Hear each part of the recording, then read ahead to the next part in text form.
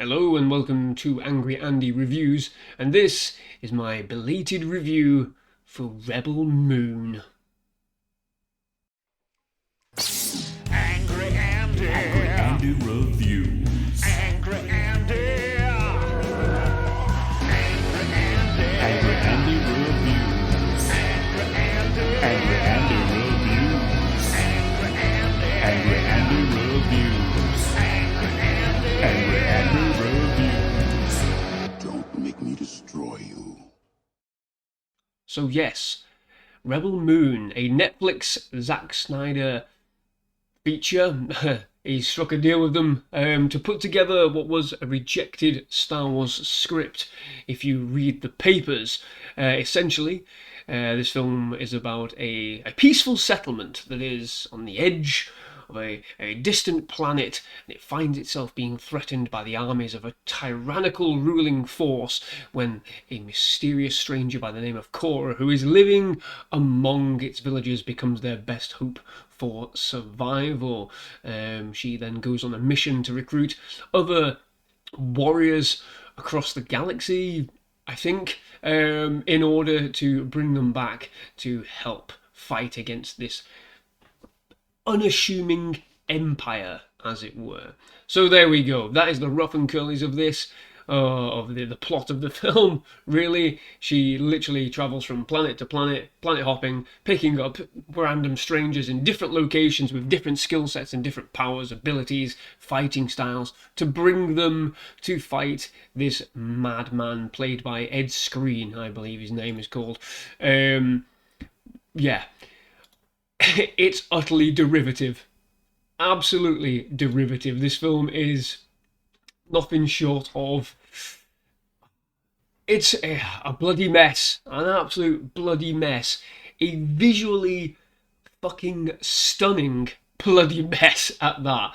You cannot deny, and I won't deny, this film looks utterly superb. Some of the shots, the scale of the effects, the planets that he created, you see in the distance, the detail down to the minuscule elements are perfect. That's what Zack Snyder has always been about. Perfect visuals.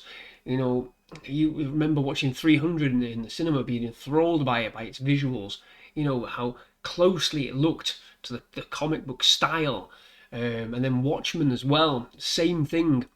Every ounce of detail from the comic book down to a T within that movie. And then with the Ultimate Edition, when it came out on Blu-ray and 4K, you know, the details are pinpoint accurate and perfect. They look superb, as does this film. However, this film is awful beyond that. It is absolutely awful. The writing is fucking terrible. The dialogue, even worse. The acting,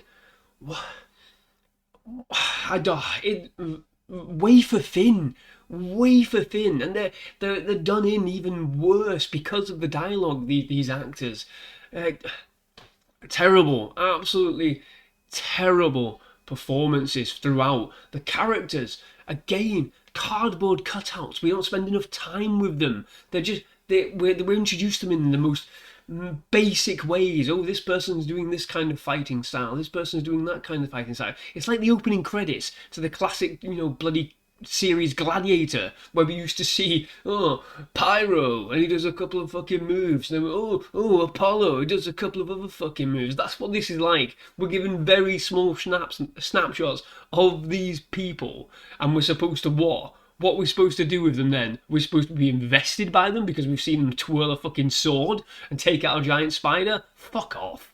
What a load of shit. And then it hampers down even worse. Like, the film tries to do some interesting world building. Like I said, visually it's spectacular. But when the film tries to get in and explain to you what's going on, it does that thing where it sits everyone fucking down and does exposition.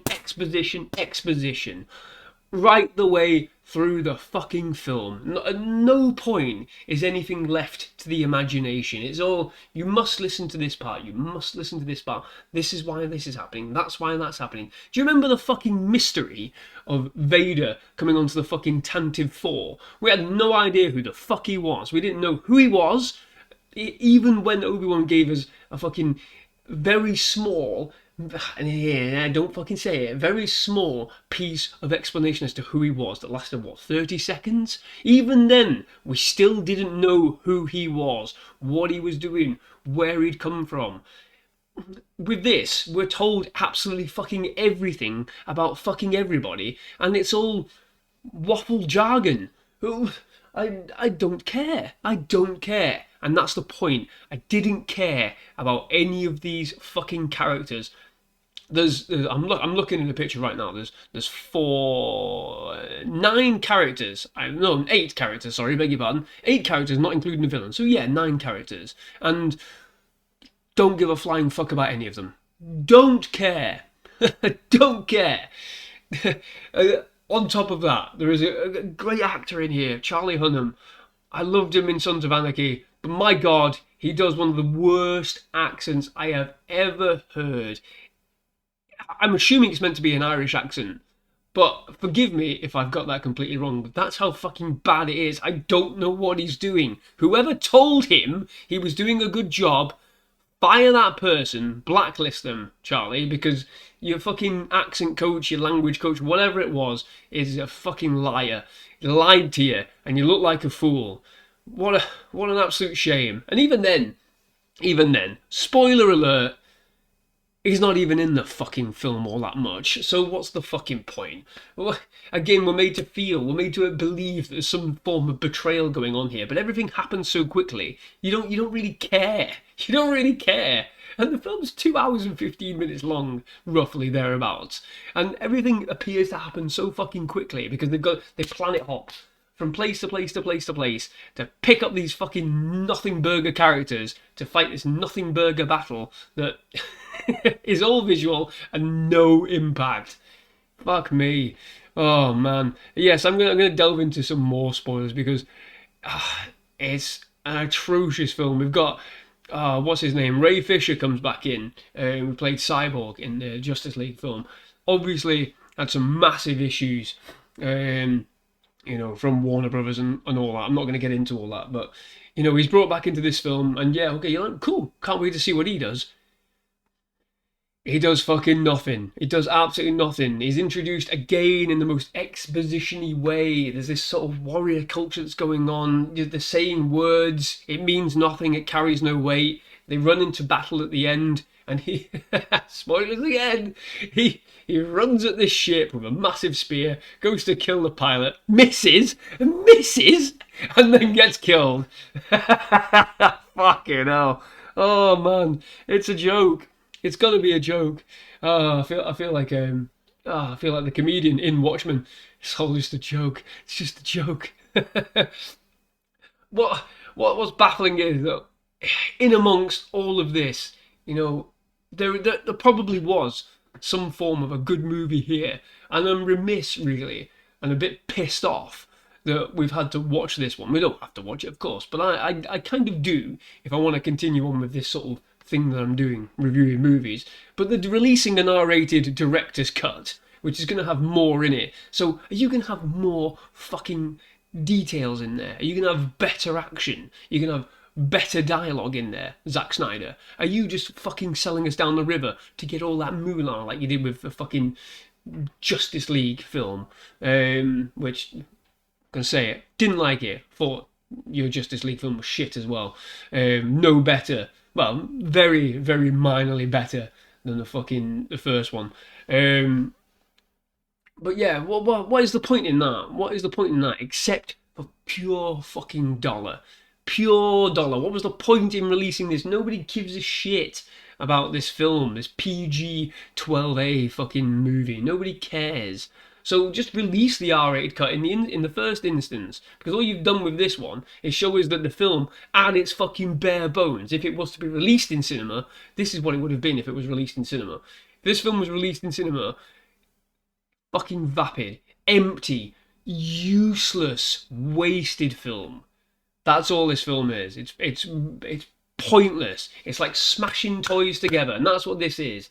It's somebody with Play-Doh figures just fucking mashing them together and saying, "Here's a fucking story." No wonder fucking Lucasfilm fucking turned it down. Yeah, here we go. It's toys. Yeah, it does this and then rah rah rah rah rah rah rah. Rah. Yeah, great. Well done. That's how you make a movie.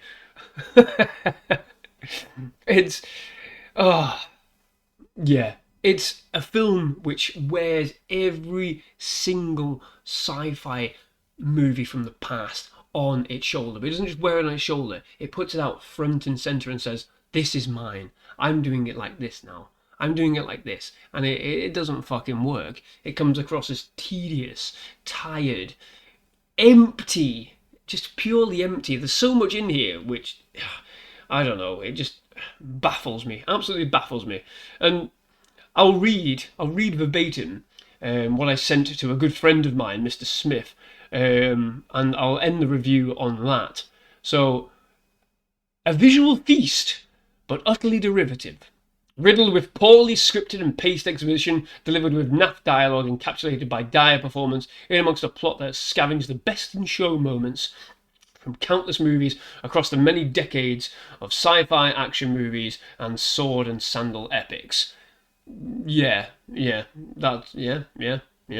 I'm agreeing to my own fucking thing here. The amount of boring characters introduced is mind-numbing. A few are interesting enough to care about when they eventually and predictably die. So very few are interesting. They're just not interesting at all. There's a sword-wielding woman in this film who is given nothing. She's given less introduction than the fucking katana-wielding maniac in the Suicide Squad. Nothing. Empty. Multiple genres are gutted and splayed across the screen for purely tedious and dragging 2 hours and 15 minutes. That, yes, absolutely. And bearing in mind I sent this a couple of weeks ago, so I've had time to fucking sit down and think about this. Emotionless nonsense. Yes, there is no fucking emotion in this film. Stuff happens in this film and there is no reaction to it. Absolutely no reaction to it. We get people screaming when they're doing charges with their guns. That is not emotion. That's just fucking... It's just something to make it look good, to make your slow-mo look good. And I hate the slow-mo in this film.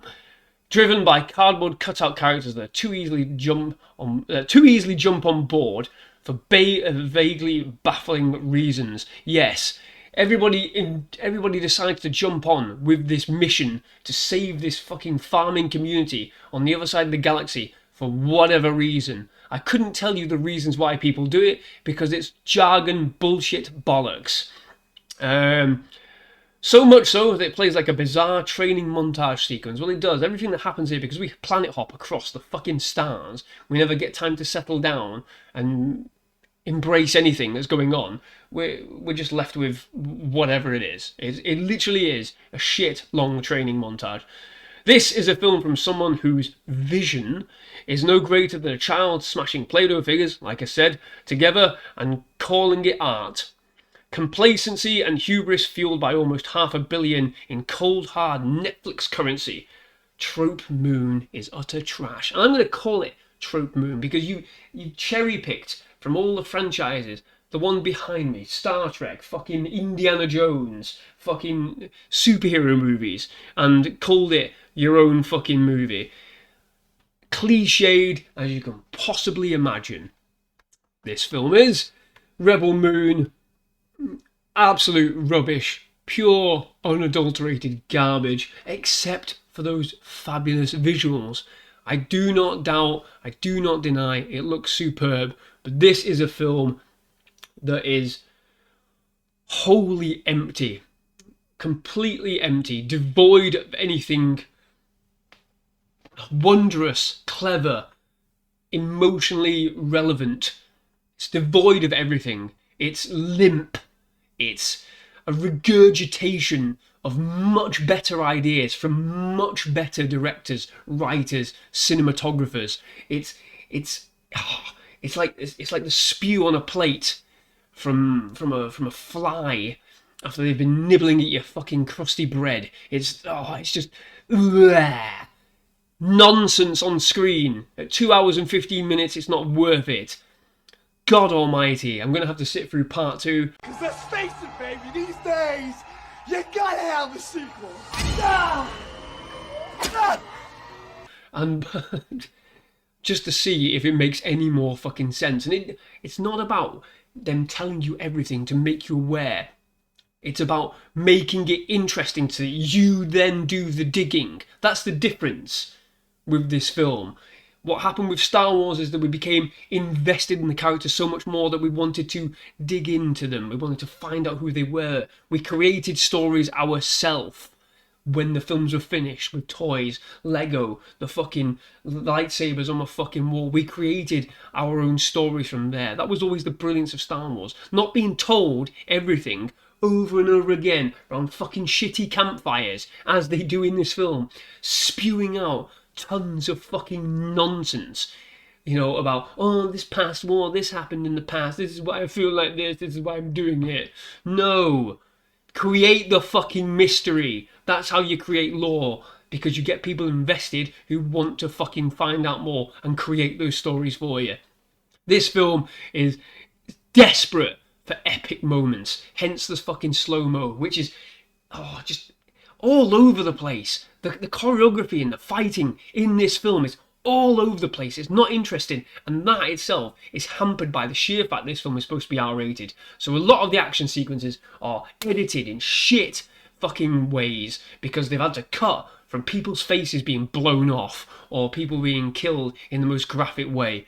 Yeah, they fucking cut it all just so we can go back in and spend another fucking 2.5 hours watching this film just to see what amounts to gore for this film. It's ludicrous. The combat looks awful because of it. It's just rolling and slow motion. There's no speed. It's speed. It's lying to you. It's made to look like the speed because we're slowing it down. No, it's a fucking trick. It's a parlor trick. You want fucking fighting? Look at the films like John Wick, The Raid. That's how you do your choreography. You don't fucking slow it down. The only reason you slow it down is because you're hiding something. You're hiding the fucking sheer lack of creativity. That's what is going on here. There's nothing to remember. I can't remember any of the other character names in this film apart from Cora, the lead actress, Sofia Boutella. Again, God, there's nothing to her character. Absolutely nothing to her character. And don't come at me with this, it's because it's a female lead character. Bollocks. Absolute bollocks. No, I'm not having it. There is nothing to her character. There's nothing here. She's not an Ellen Ripley. You know, there's nothing here. She's not a Starbuck from Battlestar Galactica. There is nothing here to her character. We're told things about her character. We see past iterations of her when she was part of this fucking empire. Spoilers. But there's nothing else to it. It's vapid. It's wafer thin. It doesn't offer anything. I've been rambling on with this film now, probably longer than I probably should have been. It wears its influences front and centre, posturing them, like I said, as something better. No, it's weak. It's feeble. It's like coming in from the cold and just dwindling into nothing. What a pointless film. Pointless rubbish. Not worthy of your time. I am going to label this film with a goddamn Angry Andy 2 out of 10. Did not like this film, except for the visuals. And by the visuals, I mean the beauty of the landscapes, the beauty of the planets. Other than that, there is nothing here. 2 out of 10. God, I cannot wait. Cannot wait for part 2. If you enjoyed this video, please do like and subscribe to the channel. Leave a comment. What did you think of Rebel Moon? Has it changed your life? Are you one of those that's really, really enjoyed it? If you are, give me a resounding explanation as to why. Because I don't believe you. Don't believe you. In amongst all the other works of science fiction, I'm not just talking about Star Wars or Star Trek, all the other works of science fiction, action science fiction movies, The Fifth Element, you know, things like that. You're going to sit there and tell me this is a great film. No, no, no, no, no, no. Thank you very much for watching. Please do like and subscribe to the channel for more videos like this. I've started streaming on YouTube as well every week, playing a bit of Call of Duty, no accounting for taste, terrible game, I admit it, but it's purely for entertainment purposes. Obviously, there will be another review coming very soon with another collectible on its way, which I'll put up as well. But again, thank you very much for watching. Bye-bye.